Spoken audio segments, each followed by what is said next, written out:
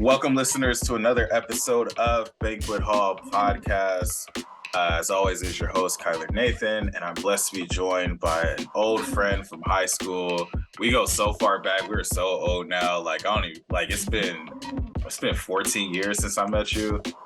What's the name? Oh, yeah, we graduated. We met in 2009, right? Yeah, and it's 2023. It's crazy. Oh my God, that's crazy to think. Yeah. I remember when we met. we gonna get there though. We're gonna get there for sure. Because I'm curious what your story is, and if it lines up with what I remember. But Meron, welcome to the podcast. How are you doing today? I'm doing well. How are you, Kyler? I'm good. I've definitely been looking forward to this episode. Literally in the middle of work, I was like, "Dang, I get to chop it up with the homie later," and that's what was carrying me through the afternoon part of my day. Right before we started the episode, we were talking about the last time that we met up, and that's been already probably a year plus, and time just keeps flying. It's crazy how fast time flies. I remember January, and it feels like it was a couple months ago, but I'm like, dude, we're almost at the end of the year at this point. It's crazy. Yeah, it is crazy. But the first question I always like to start my podcast episodes with, Meron, where are you from, and how did that shape who you have become / who you're in the process of becoming? Where am I from? I am from Los Angeles, California. I'm from a really interesting part of LA because it's pretty close to Gardena, but it's not Gardena. It's pretty close to Inglewood, Hawthorne, but it's not that. It's kind of South Central, but not really. Mm-hmm. So I'm this really interesting part of LA that kind of is the border of all these different cities. How did that shape me? I feel like being from LA, sorry, I'm getting thought. I feel like being from LA, I didn't grow up in the part of LA that I lived in. I was born there, obviously, but I grew up going to school in the South Bay. And so I think that experience is a pretty different than a lot of people get. The schools in my neighborhood weren't the greatest, as are a lot of public schools in LA. And so I was fortunate to go to private school. And so that experience shaped me because growing up, I went to school with a very diverse crowd, primarily Black kids, which was great. I feel like I felt very confident in my Blackness. I felt I didn't stick out in any way. I had friends of all different ethnicities and races, and I don't know, it was just a really dope experience growing up, going to school in Gardena. But then I went to middle school in a primarily white area, and that experience was a pretty big shock. And I went to school in Redondo Beach, and then high school, kind of diverse. I kind of came back to hang around with Black people. And so all that to say, I think I really grew up valuing my Blackness. And then just kind of as I grew up going to college, I kind of started to value more of my ethnic background, my Ethiopian background. I didn't get to experience that or really be proud of that growing up. And so, I don't know, I feel like LA is a hub of different races and ethnicities and cultures, but depending on what pocket of LA you're in, you get a completely different experience. And I that's how I grew up. Yeah, that was a long answer, but I think that kind of got to it. Oh no, I feel like long answers are where you get the most info about who people are. So I think that's perfect. Does your address say Los Angeles for the city? Address? It does. I'm an LA girl. 90047. You know what I'm saying? I'm gonna set my zip code. Y'all not gonna find my parents' house. And so yeah, I grew up in LA. But the thing is, I don't like saying that because a lot of times when you say your address LA, people assume that you're in downtown. Yeah. I was really Gardena-ish. There's a sign that says "Welcome to Gardena" a couple blocks from my parents' house. So I'm I might as well just say Gardena.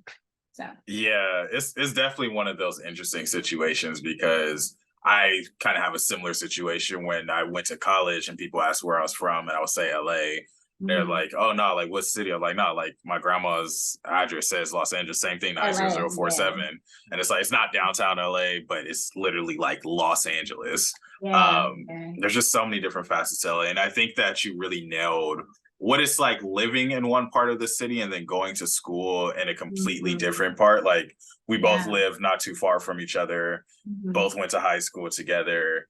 And yeah, it's just such a dynamic experience. And you mentioned being Ethiopian and that being part of your identity. As you were saying that, I was trying to think back, and I feel like you were my first friend that really introduced me to like the African Black diaspora, just like meeting someone whose family is from like a country in Africa. And so, because I think I remember it was either like a champagne party or something, like y'all had Ethiopian food. Like that was my first time being introduced to like Of course, Ethiopian my food. mom would do something like that, honestly. It's like she couldn't help it. I'm sure she did. I don't remember that, but I'm sure she did. Sounds like her. Yeah. And so we mentioned high school. That's where we met. So now comes to the part of the podcast where I get to hear, do you remember when we first crossed paths and what that first interaction was like? Okay. So I think the story that I always remember us telling, oh my God, it's so cringy, but it was just such a me thing to do when I was in high school. It was very weird. I was very goofy. And so I'm pretty sure it was at Burger King. And Kyler had a little mini fro, and I was like, oh, can I touch your hair? And I'm like, now I'm like, dude, why would I just go up to somebody and say something like that, right? But I did. And 14 years later, we're still here, and you didn't think I was weird. I have a lot of people who actually thought I was weird when they first met me, and then they were like, oh, she's just a little quirky. So I think that's how we first met, right?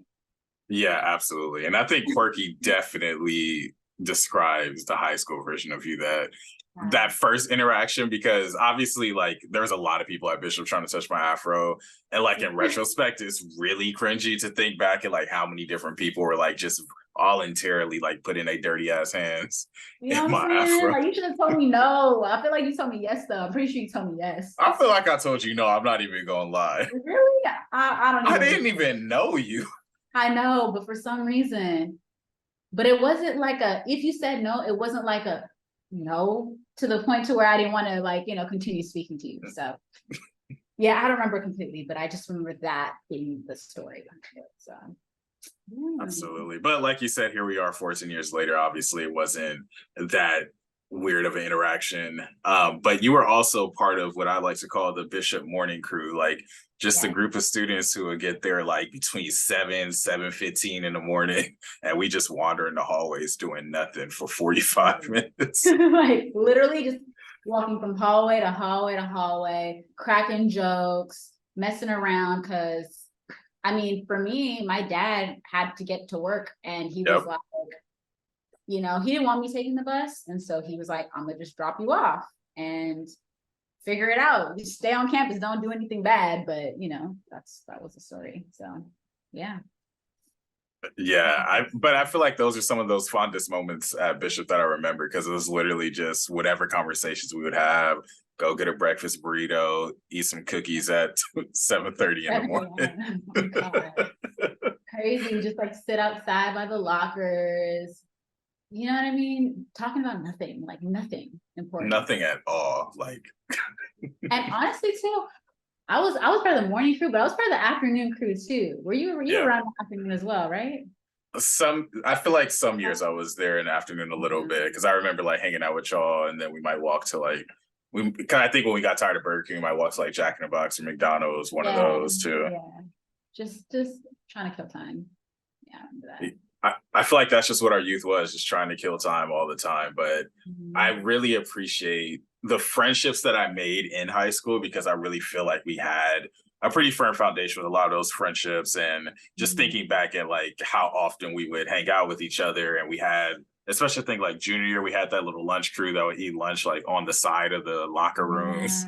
It's just like, yeah, we're Black folks in high school. We're surrounded by a bunch of like white Catholic people, and we chilling. And the thing was, we weren't even doing anything bad. Like we were so innocent looking back at it, because we had all the opportunity to go out there and like, you know what I'm saying? do God knows what, and we were really just like, we just wanted to chill. Some days we Yep. would just go to the beach, just do puzzles, like, you know what I mean? A whole lot of just wholesome friend high school shit. Like, I love that. Yeah, absolutely. And you also have the distinction, you and Malaysia are as two of the first people I would like send poems to. Like, I feel like y'all were a big reason why I blossomed as a writer at that point in my life, because I'll be writing like 2011, 2012, and then I want to share with people. I would send y'all like poems in a group chat. I think we even was like writing songs and whatnot. Like, it was just a good like time. And I really wish we could just hit the rewind button and go back to when it was no bills, no 9 to 5. We just chilling with a laptop, recording a song and having a good time. Man. So yeah, I agree.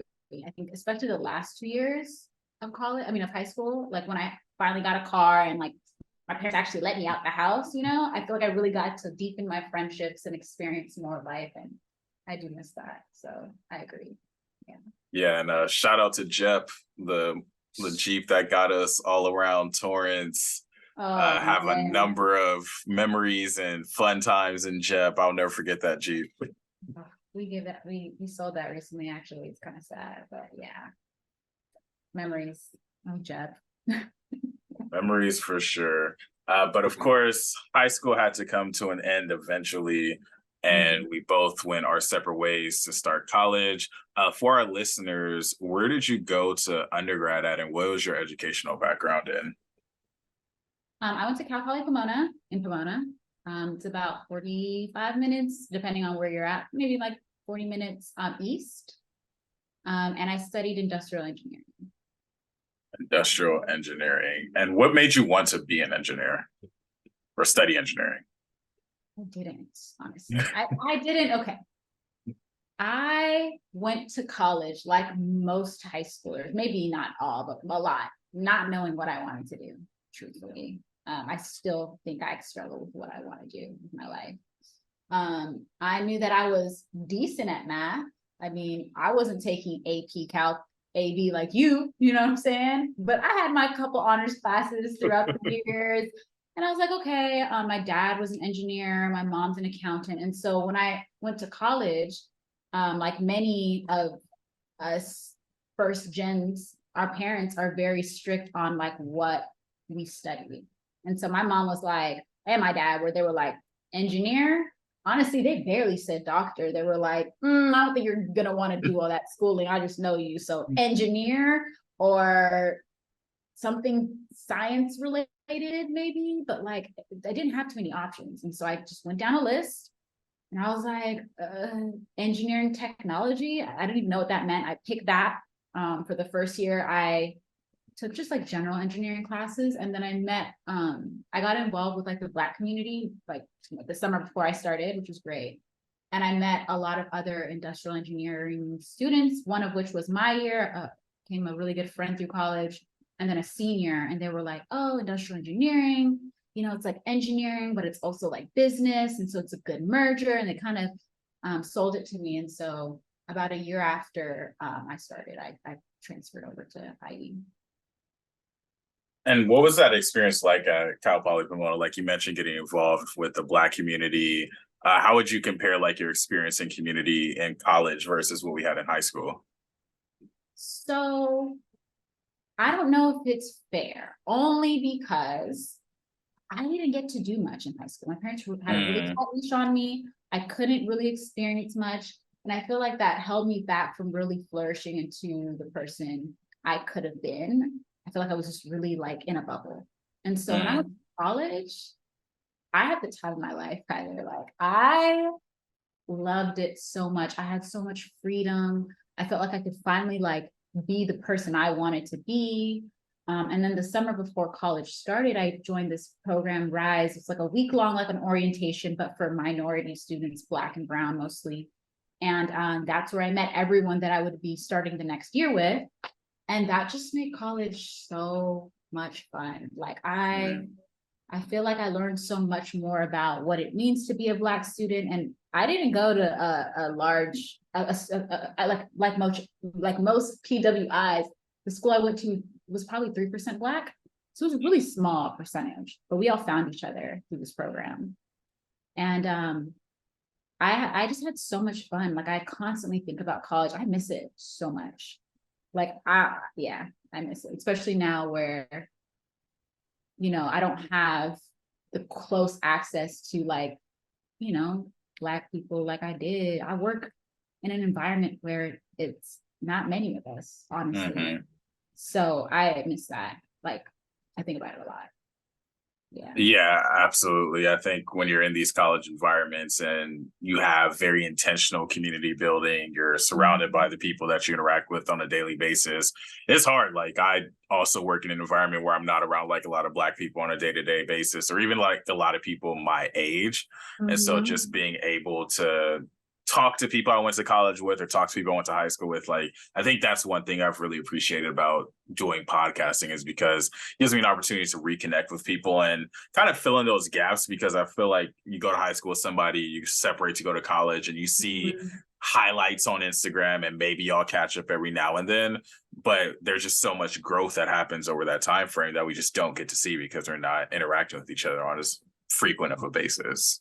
Absolutely. Absolutely. I think I grew apart from a lot of my friends in high school, if I'm being honest with you. There are a couple people that I still keep in contact with, but there are those people where it's like, we might not talk as much. I feel like this is a relationship we have where it's like, we might not talk as often, but we do, it's like we pick right back up. And so, yeah, I'm grateful for that. And I mean, even through college, considering that we didn't see each other much, I feel like I still, because we were both involved with our like BSUs, like we would see each other on occasion, which was pretty cool. I didn't get that experience with, I don't think anybody else, honestly, that I went to, that I was friends with in high school. Like, Yeah.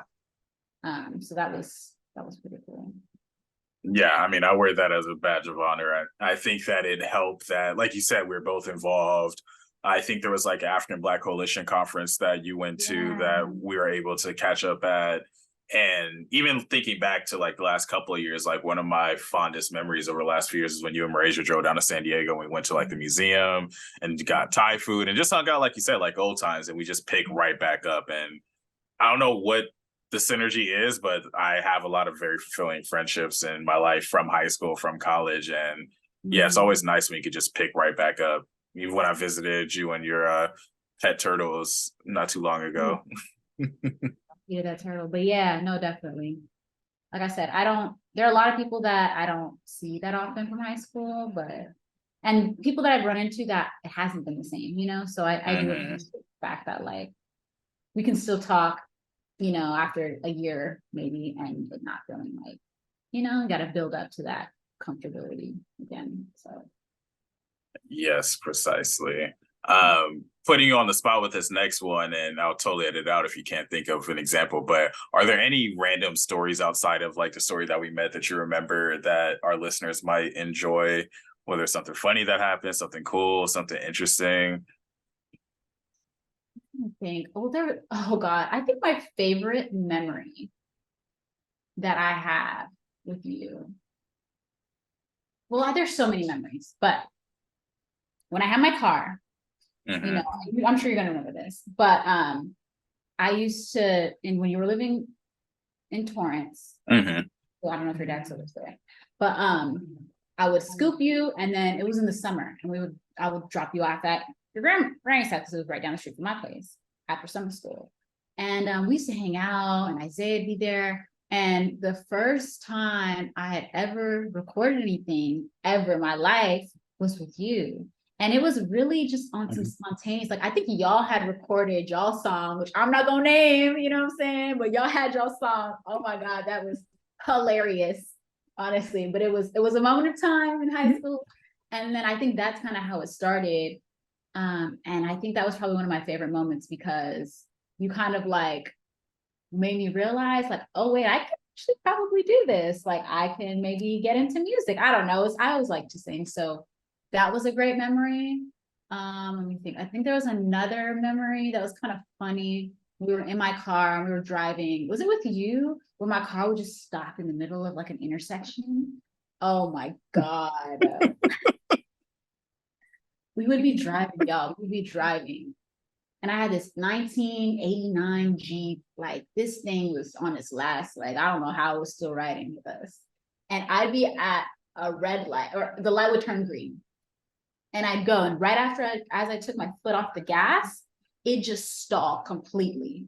And then the light's about to turn red again and traffic's coming. So I put my car, and everybody like in the car is like, and I'm just like, but I made it out. But we made it out and we're alive. So like, you know what I'm saying? It's just a funny story now, fortunately.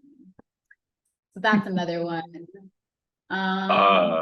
Wait, I gotta the stopping in the middle of the intersection, like my dad probably gonna listen to this and be like, what was y'all on? I'm so sorry. Yeah, that happened for sure. But I think that's a good example though of proper friendship, because our kind of implicit rule is, well, hell, she's driving us. I don't give a damn how good this car is. We all in this car. She's offered to drive us. I'm not complaining. Hey, just chalk it up to the game. Yep. And like I said, we made it. So like, you know, I've got so many memories though, Kyler. Honestly, I can probably go down.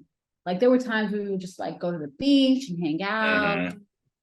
There was this one time, we were about to go to Claire had a birthday party. And I was driving, of course, you and Isaiah, and I think it was around Father's Day. And so you wanted to get a hat. Well, where you go to get your hat, Kyler, for your dad? I don't know why you're bringing this story up, but downtown Inglewood. Me, you, Isaiah, Kyler. What you wearing, Kyler? You wearing a bunch of blue. A bunch, because I didn't think we was gonna be out.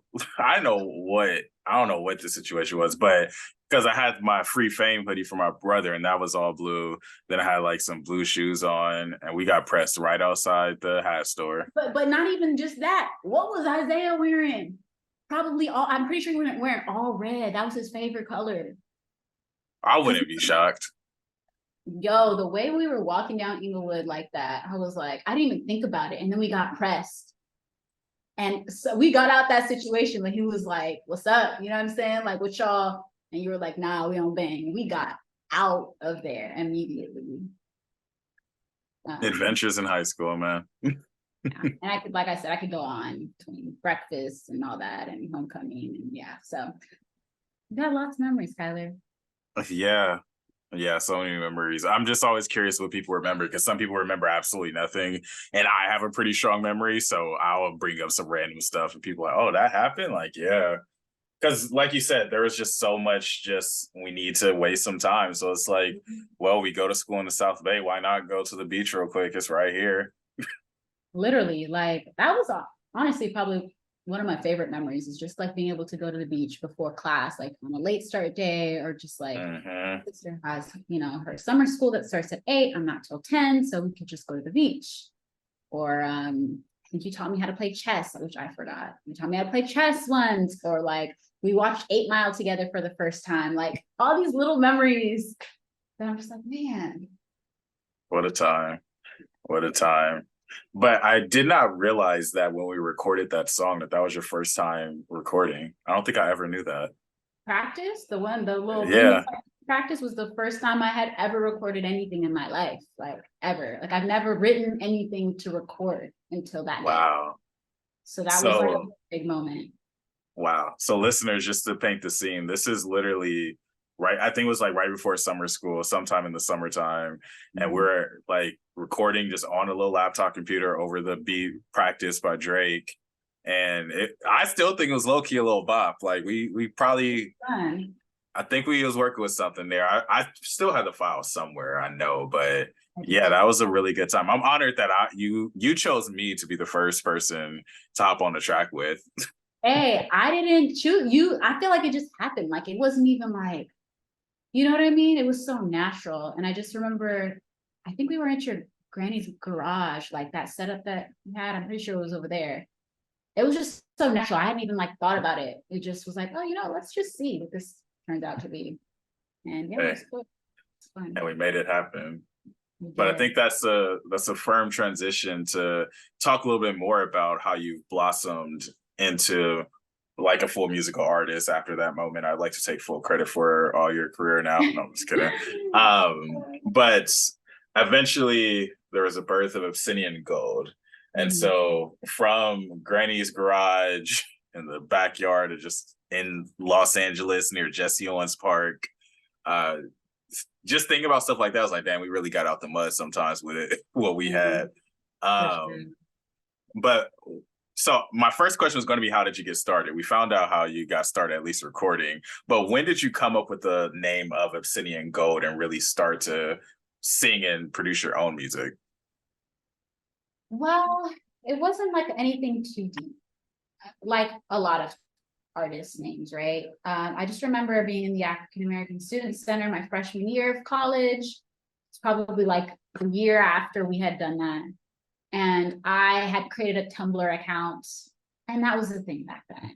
And I just needed a name. It was nothing deep. I was just like, ooh, Abyssinian. Like Abyssinia, if people don't know, was like the former name of that Eastern Africa, Ethiopia, way long ago. And so I was like, okay, Abyssinian. I liked gold, Abyssinian gold, gold from the, like, I'm golden, like whatever, right? And so I think eventually I had turned my Instagram to Abyssinian Gold. And then when I started making music with my friends, I was like, all right, this is cool. It sounds cool. Let's just stick with it. So that was it. Nothing too deep. Yeah, I mean, like you said, it doesn't always have to be too deep, but I think it's definitely a very fitting name for you. And so, what was the first song that you put out as Abyssinian Gold? I believe the first song that I put out was Gold. Yeah, that was the first song that I put out. That was a lot of fun. And it wasn't even the song that I liked, which is kind of crazy. Really? What didn't you like about it? I didn't like the song at all. Like I remember, so in college we had a friend. I met these guys who would like make music, on their laptops. They had mics and stuff, and they lived in this house down the street. And so people would just always hang out there. And once they realized I sang, we just started making music. Like they would make beats, and I'd be like, "Ooh, can I hop on this?" And so I wrote the song, recorded it along with like four others that I ended up dropping later. And they were like, nah, this got to be the first one. And I'm just like, this can't be it. Like, it's not that good. Like, I don't know. It just felt a little corny to me. It felt just kind of predictable. But I'm glad I listened to them because that song did really well compared to some of the other ones I dropped later. And it kind of made sense, right? With the title and the name of the project. Like, it was just a fitting, like, marketing, thing. So that was the first one that I dropped. And you also have one of my favorites, literally just one of my favorite songs, period. Like I listen to your music faithfully. Like I'm still a fan. So if you see like Yeah. uh one monthly listener on Spotify, it's me. But I put people on, so you might have like a few monthly listeners on Spotify. Mm-hmm.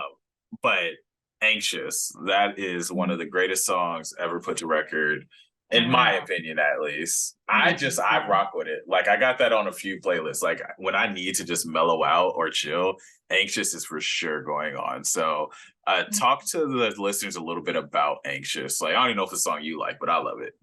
No, I do like that one. It isn't my favorite, but it is a song that I like. And that's the song that did the best of all I didn't drop too much music, but of all the songs that I had dropped, that one has definitely gotten the most attention and streams and all that. So like many college students, I was very stressed out. And it was kind of college was when I really started first experiencing like anxiety. Mhm. Um, Mostly like classes and just life and doing things that I feel like just kind of made me more stressed out. And so I don't know, I remember my friend, I think when he started with like a few like the drums or something like that. And then he was like, all right, here's a piano, like put something down. And I was like, ooh, Mhm. never done this. I haven't played in a while. And so I put a couple chords down. And when it comes to the way I write, I always need some type of music first, and I just kind of write after that. Like Mhm. I never came to him like, oh, I want to write a song about anxiety or how I'm feeling. It just happened. And so yeah, I just really described the pressures that I was feeling. And I think even in the song I had mentioned like just being so stressed out, and my parents are rooting for my future. They just want to see me doing well, but it's like it's fucking with my mood. Like, yeah, they just want to see me succeed, but all that's just stressing me out, honestly. And so it was me telling myself to just relax while venting about how stressed I was. So yeah, I feel that song, although I don't listen to it. I don't like listening to it. I feel like I hear all the imperfections now, you know? It's because you're an artist. Like, no matter what, like that's just going to be at your core. Like, Yeah. I can barely listen back to my podcast, let alone like if I was putting out music. Like, I think there's just something about the perfectionism in us. Like, you're going to point out what's flawed about the song, but I don't see any flaws in it. I love that. I appreciate it, man. That's great to hear as an artist. So thanks. Yeah, I think I even had texted you one time, probably like a few months ago, because I was hanging out with someone and they were playing it because they had heard me play it. I was like, "Oh, I'll put you on to Abyssinian Gold." Like, "Oh shit." Yeah. And you know what else? My cousin Brooke had told me that too. Like one of his friends had like posted my music, and this was like kind of recently. And I was like, this is Mm, it still is wild to me that there are people out there who listen to my music still. Like that was in like 2015, 16. Like I wasn't recently, you know? yeah.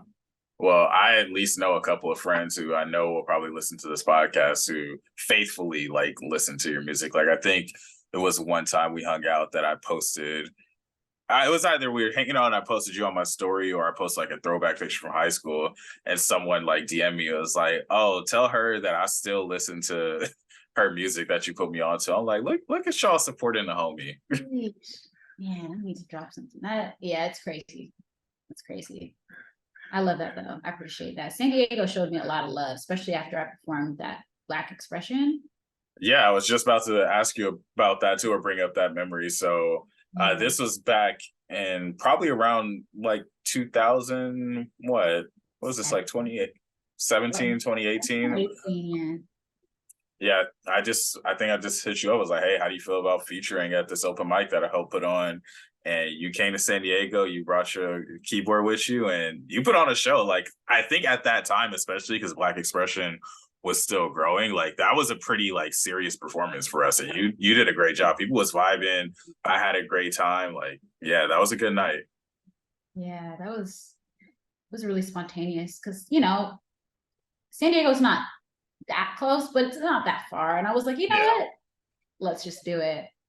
And there are still people that remember that performance. I ran into this girl recently, and she didn't really remember me.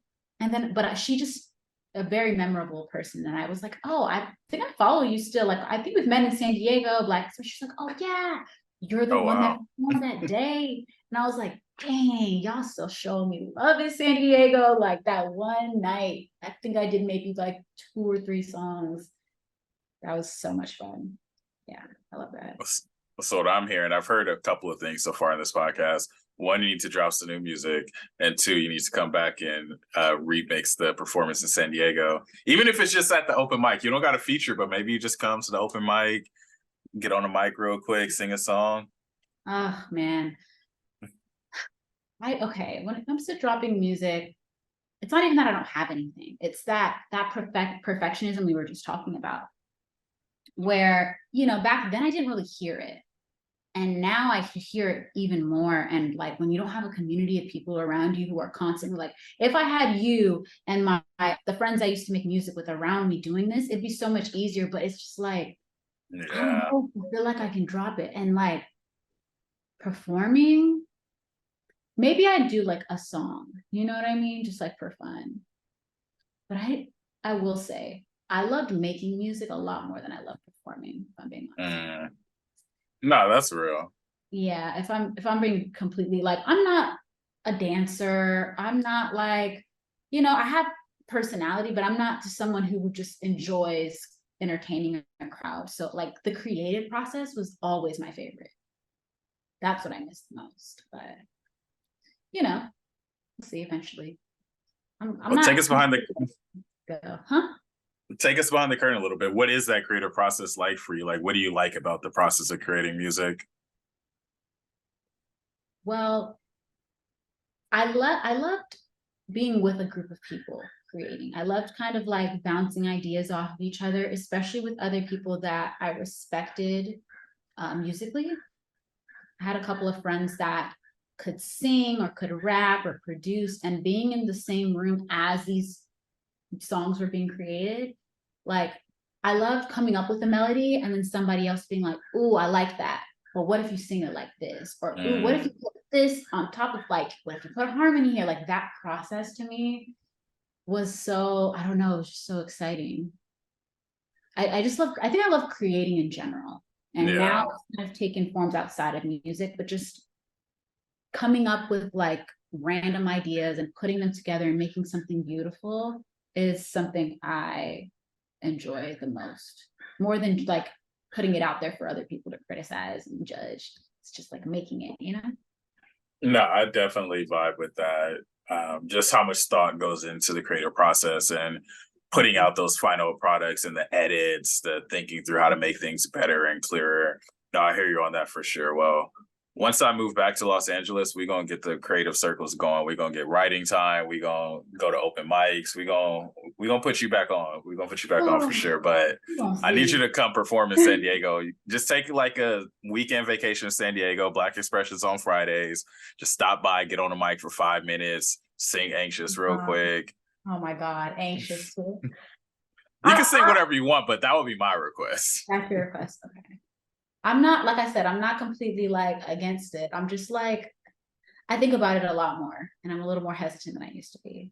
But Yeah, that's totally fair. I might take you up on that. I'm not gonna lie. We don't have to talk more. Yeah, we'll for sure talk more just because like hearing you talk about like the importance of community and creating and how like valuable it is to have people encouraging you to continue putting out your product or affirming the things that are good about your product and saving us from the perfectionism sometimes. I think just having other people to bounce things off of is really impactful. And that's what I love about the art community in San Diego and what I've seen in LA sometimes too, but obviously living in San Diego right now is that you could go perform at an open mic down here and somebody will just spot your gifts right away and be like, "Hey, I need a song with you. Here's my email. Like, let's put some things together." Because I could definitely think of some rappers in San Diego who could use your vocals on a track. Like, we'll get this whole thing popping. Like, this is a podcast episode, but I'll turn into your agent real quick. Hey, like I said, we gonna see. We gonna see. Yeah, we gonna see. I'm open to it. I'm open to it, but I still have my hesitation. So I'd like of course. I don't know, kind of divided. But yeah. Yeah, we'll see. It's all open, but I definitely just appreciate you sharing some of the behind the scenes of your creative process, some of those hesitations, some of those times where there might be doubt, because I think that's a real authentic look at the creative process, because I feel like people see people put out songs or put out media content, whatever it may be, but don't really give a lot of reverence for all the things that go into that. And just how often as artists we self-critique or constantly think we need to be doing better when, hey, you're artist of music out and you started at my grandma's garage. Literally, like my plan wasn't to be, a huge artist. It was just something I was doing for fun. And then naturally, the pressure comes with that. But it's definitely an experience that I do not regret. And some of my proudest moments have come from making music, if I'm being honest with you. So I don't regret any of it. I love that. And so outside of your history making music, currently working life, corporate America, what else do you like to do for fun or what keeps you going these days? So these days I spend a lot of time with friends when it comes to like, I like going to like museums. So I've been going to a lot of museums, specifically like contemporary, modern type of art, abstract type of art museums. I also really just love being around nature. So I've been, doing some hikes, or I love being by the beach. Well, I don't do that as much as I used to. And hanging out with my cousins, like I go out quite a bit still, like, partying, but more so in the summer. I feel like these days I've slowed down and kind of been doing more things in the house or like during the day. I'm much more of a day person than I am a night person, if I'm being honest with you. I was like sleep early, wake up early type of person. Yeah. I feel like that's what made us friends though, being early birds. Like you Yeah. someone I could probably hang out with at 7:45 in the morning and we'll be straight. No, literally, like I've kind of always been like that. Yeah, I remember you were the exact same way. So, you know, as soon as it gets dark, especially with this time change, man, I really hate the time change. Like I'm still mourning the end of summer, like summer being over. And so, yeah, I'm actually low key ready to sleep. I feel that. I just looked outside and saw how dark it is. I was like, dang, like what time is it? It's only 6:50 though.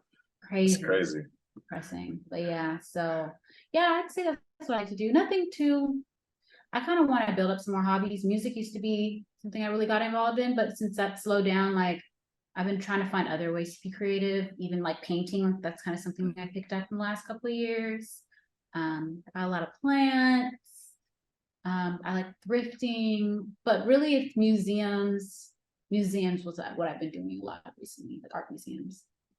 Yeah, I love a good museum. Do you have a favorite museum that you visited in your lifetime? I don't know that I have a favorite. The recently I've been hitting Hauser and Wirth. I think I told you about it. Yeah. Arts District that I've been hitting a lot recently. There's this other place, it's called UTA Artist Space. And that place is dope too. They've had a couple of really dope Black artists that I really appreciated. And so those are probably the two that I've been hitting the most. Yeah.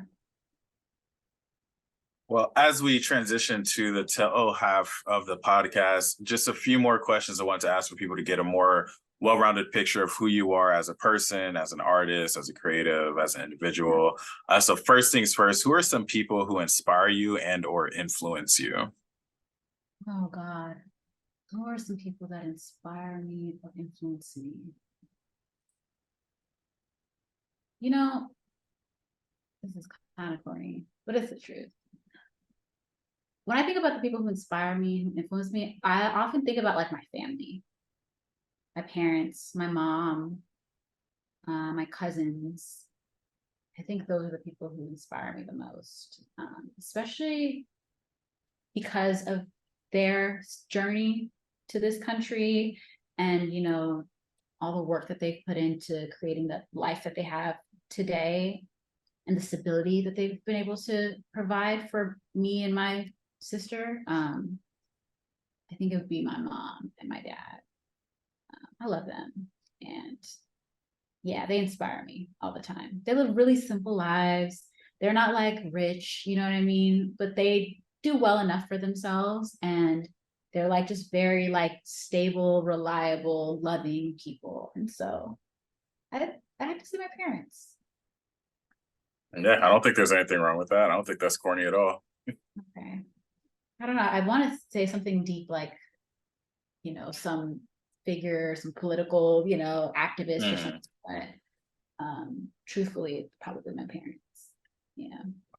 Yeah, I mean, for me, I think that's just as big as some like big influential political activists because yeah, these are the people that raised us, that allowed us to have the lives that we have, like give us the privileges that we had in high school. So shout out to the parents. I think that's beautiful. Yeah, love them. Where can people find you online? How can people support you? If we want to tap in with the GOAT. Yeah. I'm on Instagram and Twitter at Abyssinian Gold. Think about this name, it's so hard to spell, but it's ABYSSINIAN Gold. So Abyssinian Gold on Instagram, Twitter, and Tumblr, if you're still there. Are people still on Tumblr or do people actively use Tumblr? Now and then I'll get on it and I see people still kind of like reposting or whatever, but not as often.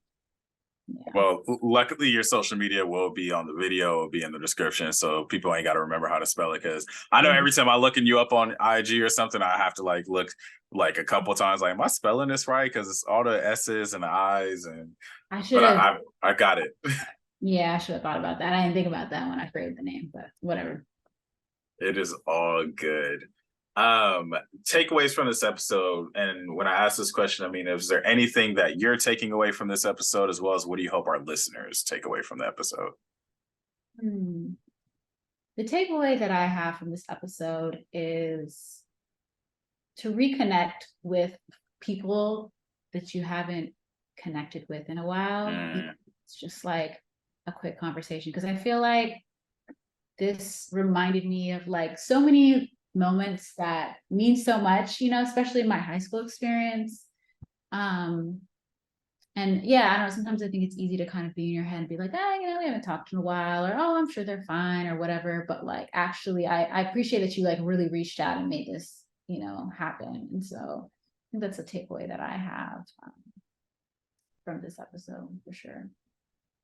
What about for the listeners? What do you hope they take away? What I hope the listeners take away is that, one, it's okay to take a step back from something that, kind of defined you. I feel like music really was a big part of my life, and I was kind of scared to take a step back, and, I might come back into it. I think it's okay to just kind of go with the flow and not put so much pressure on yourself. And you can reinvent yourself, and you can be someone completely. The person I am now is not who I envisioned myself to be 5 years ago, and I'm okay with that. Like, I'm not, sad about the fact that my music career didn't. I have my moments where I'm just like, I wish I would have, but I'm still okay. I'm good with who I am and what I've done. So, yeah, don't be afraid to reinvent yourself. I think that's wonderful advice, because I think especially in the society that we live in now, everything's so fast paced and production based that everybody always feels like if they're not producing or doing something and keep going and going and going, that they're like failing at something. But I think that these things are always a part of us, are always a part of our stories, and they're a part of how we see the world, which is why when we were talking about doing the podcast, like I was like, yeah, I acknowledge that maybe you're not actively putting out music right now, but your music has impacted people. You've had a career as a musical artist, and that's a story that deserves to be told and that people will continue to learn and appreciate from. And like you said, my life goal now is to get you back performing. Not my life goal, maybe, but it's a goal in life. Yeah. But regardless, like I just thought it would be nice to just be able to talk with you, hear more about what that part of your life was like, and just where you're at now, because there's somebody listening to this who maybe they used to do something and might want to pick it back up, or maybe I'm hoping that somebody's listening to this and they have a newfound appreciation for a part of their life that maybe they haven't given a lot of thought to recently. Yeah, agreed. Yeah, great conversation. And I don't know, it has me thinking a little bit more too. So I will say, I can see it on your face. The gear is turning. See, this is why we gotta touch bases for. Y'all might hear some new music soon. We'll see. Hey, if you put out some new music, I'll take the feature for you. I'll return the favor. I'm dead. But then the last question I have for you, any recommendations for our listeners? And these recommendations can be in the form of books, podcasts, movies, songs, just anything that you would recommend that our listeners tap in with, either to get to know you at a deeper level or just something that you think everybody needs to experience in their life. Okay. Recently, I've been listening to, and I feel like a lot of people have, but Cleo Sol, you know Cleo Sol? Okay, she dropped 2 projects. My favorite is Heaven. I love it, front to back. You've heard it, you know that it's good. So there's that. This is not really anything too deep, but I like a lot of true crime podcasts. So you one of them. I am one of them.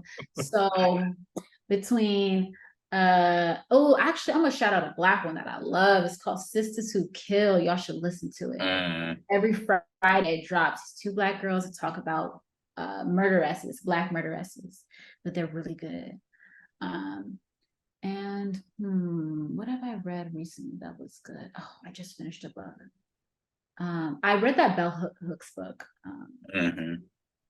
All About Love, or a different one? All About Love. That was really great.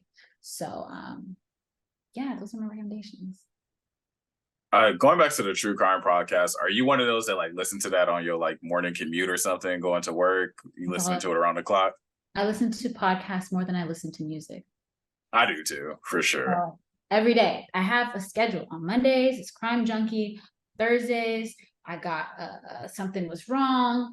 On Fridays, I got Sisters Who Kill. Like that's all I listen to. So yes. No, we definitely the same, but I literally have my podcast to drop every day of the week. I'm like, well, waiting on my pod to drop before I get in the car. Let me see what episode I'm gonna listen to. I'm not on the crime podcast wave though. Like it was funny last year, I think it was last year, maybe even 2 years ago. I was on the East Coast visiting Lisa, and we were driving up to New York, and she was listening to Crime Junkies on the drive, and I'm like, y'all just drive and listen to people. Yes, like faithfully. I binged it when I first came across it. Yes, I can fall asleep to it. Actually, it's like wild. It's twisted. I know it's twisted, but I think there's like some psychology behind why a lot of women are into it, but it is what it is. I like it. Maybe I need to start my own true crime podcast. Nah, I'm not. I'm gonna stick to interviewing people who haven't committed crimes. To bring the Lakers into it, maybe. You know what I'm saying? I know you like the Lakers and poetry into, I don't know, I'm just talking, but it would be unique, you know? It would. I'm just not a true crime person. That's not what I want to listen to when I'm on my way to work or falling asleep. Like, oh no, I'm not listening to that while I'm about to fall asleep. Oh yeah, I literally am listening to that all the time. So I feel it though. I know it's kind of weird. Hey, no, to each their own. It's not weird. It's completely normal for a lot of people. Just not my cup of tea. But Meron, this has been fantastic. I appreciate being able to catch up with you as a friend. Like I said, this podcast is really meant to be a conversation with old friends at the end of the day. And it's just really nice to be able to sit back and reminisce on just different facets of our shared experiences. Like, I know we spent so much time hanging out in high school, but even I don't consciously think about like, oh, those mornings where we go to the beach. So like you said, just those little moments of reflecting back, like, like those were simpler times when we just wake up, got 45 extra minutes, and might go to Burger King, might get some cookies, might go to the beach. Like the life was the world was our oyster. Like it was such a small part of the world, but it was great. It was. I miss it. But yeah, glad to, relive those memories for this last hour. Absolutely. But of course. And the last thing I have is just turning the mic over to you. Any shameless plugs, any shout outs, any manifestations that you have as we close out this episode? I don't know. I guess, hey, if you haven't already, listen to my music. Listen to it. You can find what platforms is it on? So most of my first few drops were just SoundCloud. I have some samples and stuff, so I didn't want to. It's kind of complicated to drop it on Apple Music and all that. But I do also have music on Apple Music, SoundCloud, YouTube, all that. I have one music video on YouTube. So if you just type up my name between SoundCloud and whatever your streaming service is, you'll find all my music there. Those two places. Yeah, so take a listen and let me know what you think. If you like it, message me. Yeah, if you like it, which you will, like there's definitely going to be at least one song that y'all vibe with. Like I'm telling you, Anxious can go on any playlist. Like maybe not like no Ratchet Turn Up playlist, but any type of chill vibe playlist. Yeah, definitely not. But nah, you're right. A lot of people have shown me love for that one, so that's probably a good place to start. Yeah, Anxious. The Introspect is another one I always got on loop. Like I'm telling you, I'm a fan. I'm a real fan. I need merch. Oh my God. Listen, we gonna see about that. Let's just get a song first. Another song. Maybe. I feel you. Yeah, throw the maybe on there on the record. But listeners, thank y'all for tuning into this episode of the Banquet Hall podcast. If y'all are not already subscribed, make sure you hit that subscribe button. Follow the Banquet Hall pod on social media at Banquet Hall Pod. And I haven't, oh no, I did say this the last podcast I recorded, but it goes without saying again, for those of y'all who stayed all the way to the end of this episode, the Banquet Hall now has an official part of a website. I bought me a new domain, thefourthkyler.com. So if y'all go to thefourthkyler.com/BHP, you will see the Banquet Hall podcast. I'm creating pages for each of the guests I've had on the pod. So really excited to continue to work on that. Bringing just a lot of different ways for people to engage with the content and have like a main place for links to people's music, to people's social media profiles. So yeah, thefourthkyler.com/BHP. Check that out. Thank y'all for tuning into this episode, and we will catch y'all next time.